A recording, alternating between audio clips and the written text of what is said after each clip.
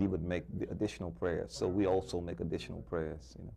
Mm-hmm. The whole sense of prayer is that the Prophet has said it is prayer that distinguishes belief from unbelief. He told his companions, if a man were to bathe himself in a stream 5 times a day, how much dirt would be left? They say of no significant amount. He said that is likened unto prayer.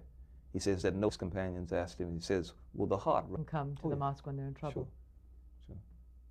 And those people who need it anyway, that you perceive that need assistance or aid, then you give that to them. Really?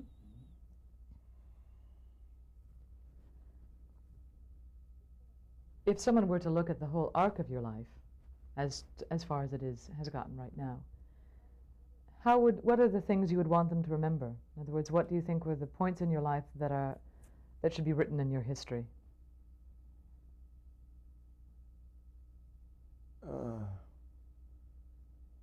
I don't think you can make an assessment of a story until it's been told. So if Allah wills me to live and die as a Muslim, then it is a story that has been told already. So then I would be recognized as a Muslim, you know, having lived and died as a Muslim. And it's no more that you can ask than that.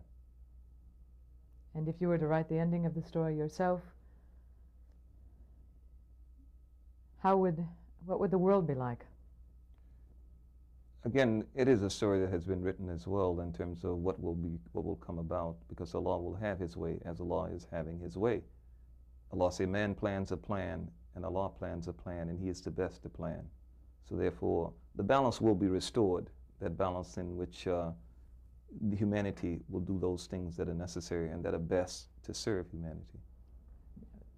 If man plans a plan, what is your plan then? Your plan for the next 20 years of your life? But Allah is the best to plan. A man plans a plan, but Allah plans, and Allah is the best to plan.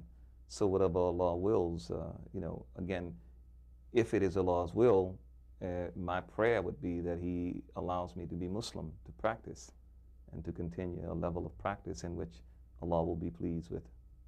So through Allah, you are optimistic about your own future as a Muslim? Again, Islam will prevail whether I'm here or not. You know, Allah will have His way. Whether I'm here or not, that's not the concern. But while I'm here, my concern is to be consistent and to be in line with the guidance, you know, to do those things that Allah has commanded. Then outside of your own life, but using your perspective, the things that you've seen and the way that what you've learned, how do you feel, are you optimistic about what will happen in this country?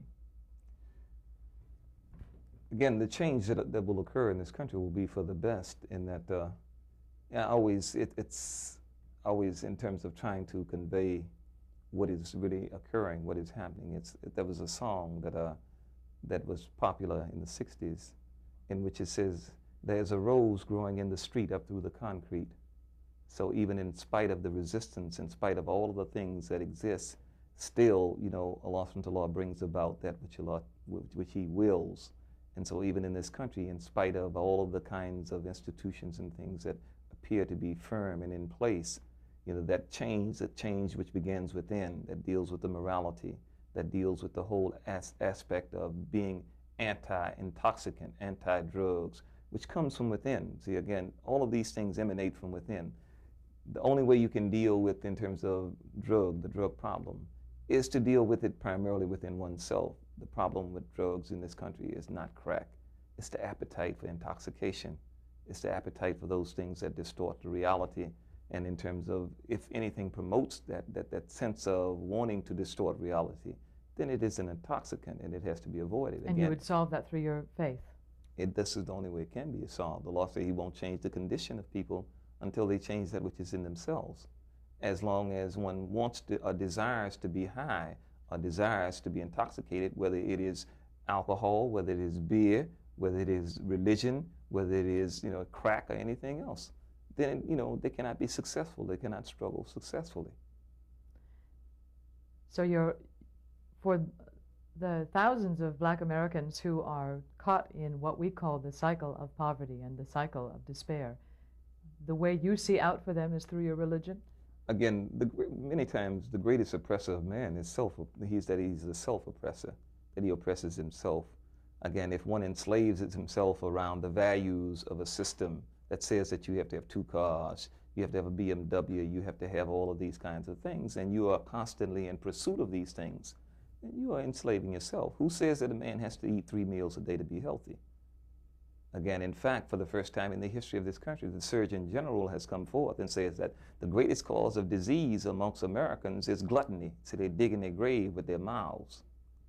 So again, it is a thing of values, of in terms of if your values are in line with those people, you know, whose values are taking them down, then you will go down. Again, in terms of one of the things that the prophet has said, if you imitate a people, then you are of that people. Do you wish right now that you could see evidence that there would be the kind of energy amongst young black activists that we would have seen 20 years ago? There are no right now any young H-Rap Browns that I could point my finger to. Why do you think that is? The movement, the whole aspect, again, that aspect of struggle, which is usually defined as movement, it develops in the course of other things, in the course of years. There have been many movements that have come to this country, and African Americans have been at the forefront of. There were movements even before the 50s. You know, you had the Garvey movement, and before then you had other movements that have come on the scene and have gone. So again, the movement that is coming, that is forthcoming, will be able to do the same thing. It will produce people who will be able to articulate. You see this movement in evidence? Well, the ingredients for the movement, in terms of the fact that America, in terms of when you talk about unemployment, it is at a worse state than it was in the 60s. When you talk about in terms of dispossession, you have the dispossession of those, you know, in terms of the people, in terms of homes. You have the different arenas, the different aspects or elements of movement that are not just going to be idle, but are going to become active and begin to do things. Would you be active in them if they all of a sudden were obvious? We're the vanguard of it. Islam is the vanguard of it, because we are that. We give the sense of the balance, the moral. We show them the whole aspect of that the values, in terms of they have to deal with themselves. So you are an imam, so I should assume you are still a leader of a movement. The imam, the definition is spiritual leader, a spiritual head of the community. I'm the imam of the community here as well as the national community. Thank you very much for speaking with us. I appreciate it. All praise is due to Allah. The mistakes are mine. Thank you. I made a few myself.